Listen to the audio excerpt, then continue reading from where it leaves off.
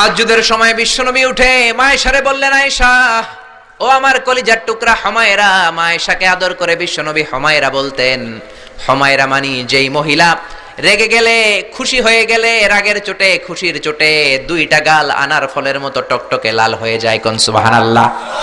মায়েশা রেগে গেলে গালগুলো লাল হয়ে যেত, গাল দুইটা টকটকে লাল আকার ধারণ করত। বিশ্বনবী তাকে হুমায়রা বলতেন, হুমায়রা মদিনাতে কেউ জেগে নাই, চলো না আমরা দৌড় দৌড় খেলি।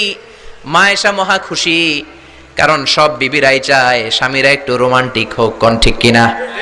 সব বিবিরাই চাক স্বামী আমার দিকে স্পেশাল নজর দেখ। সব বিবিরা চায় স্বামী আমাকে নিয়ে পারলে একটু রেস্টুরেন্টে ঘুরতে যাক, স্বামীরা পারলে আমারে একটু বেড়াতে নিয়ে যাক। এরকম আবদার বিবিদের কাছে আছে না নাই? কিন্তু এমন অনেক স্বামী খুঁজে পাবেন বছরের পর বছর যায় বিবিরে সালামও দেয় না, আছে না নাই? খিটখিটে মেজাজ, মেজাজ দেখায়, ধমক দেয়, আবার যৌতুকের জন্য পিটায়, আছে না নাই? জোরে বলেন, আছে না নাই? শয়তান দিল যৌতুক, কোরআন দিয়েছে মোহর। আমরা এখন মোহর ছেড়ে দিয়ে যৌতুকের পেছনে হাঁটি। জোরে বলেন ঠিক কিনা? যৌতুকের চেয়ে জঘন্য অপরাধ সমাজে নাই। কুকুরের গোশত খাওয়া যত গুনাহ, যৌতুক তার চেয়েও বেশি গুনাহ। ঠিক কিনা? কুকুরের গোশত খেলে একটা গুনাহ হয়, হারাম খাওয়ার গুনাহ হয়, কিন্তু যৌতুক খেলে দুইটা গুনাহ হয়। এক হলো হারাম খাওয়ার গুনাহ, দুই হচ্ছে শ্বশুর বাড়ির উপরে জুলুম করার গুনাহ। জোরে বলেন ঠিক কিনা? মায়েশা বললেন, ইয়া রাসূলুল্লাহ আমি দৌড়াদৌড়িতে রাজি।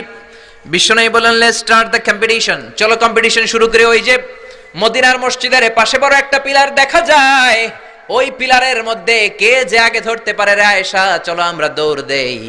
বিশ্বনবী বললেন, ওয়াহিদ ইসনাইনি তালাতা, 1 2 3 লেটস গো, চলো দেই দৌড়। বিশ্বনবী অপেক্ষাকৃত মোটা ছিলেন, মায়েশা চিকন ছিলেন। মায়েশা দৌড় দিলেন, বিশ্বনবীকে পেছনে ফেলে ওই পিলার ধরে মায়েশা ফার্স্ট হয়ে গেলেন। কোন সুবহানাল্লাহ। মায়েশা মহা খুশি, খিলখিলিয়ে হাসছেন। বিশ্বনবী মুচকি হাসতেন। আমার নবী কখনো খিলখিলিয়ে হাসেন নাই। আমার নবী সব সময় মুচকি হাসতেন। মুচকি হাসলে বিশ্বনবীর ঠোঁটও দেখা যেত, হালকা একটু দাঁতও দেখা যেত। পরে আল্লাহু আকবার। সব সময় তিনি তাবাসসুম পছন্দ করতেন। বিশ্বনবী বললেন, ঠিক আছে, আনতিল ফাইজা, তুমি বিজয়ী হয়েছো। তার ঠিক 6 বছরের পরের ঘটনা। এই 6 বছরের ব্যবধানে মায়েশার আগের মতো চিকন নাই, মায়েশারে মোটা বানিয়ে দিয়েছে কে? আবার 6 বছরের পরে বিশ্বনবী তাহাজ্জুদের সময় উঠলেন, মায়েশারে ডেকে বললেন, আয়েশা মদিনার কোন লোক জেগে নাই, সবাই ঘুমিয়ে আছে, চলো আজকে রাতেও দৌড় দৌড় খেলি। মায়েশা বললেন, আমি রাজি, চলেন শুরু করে দেই। বিশ্বনবী আবার ওই জায়গায় যেয়ে দাঁড়ালেন, বললেন, ওই যে মসজিদে নববীর পিলার দেখা যায়, কে কার আগে পিলার ধরতে পারে? রেডি, আমরা শুরু করে দেই। 1 2 3 স্টার্ট, গো।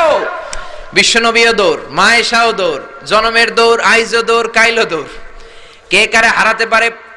বিশ্বনবী আগের মতোই আছেন, কিন্তু মায়েশারে মোটা বানিয়ে দিয়েছে কে?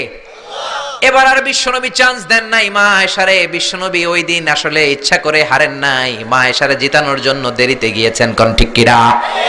আমার নবী যদি শক্তি দিয়ে দৌড়ায়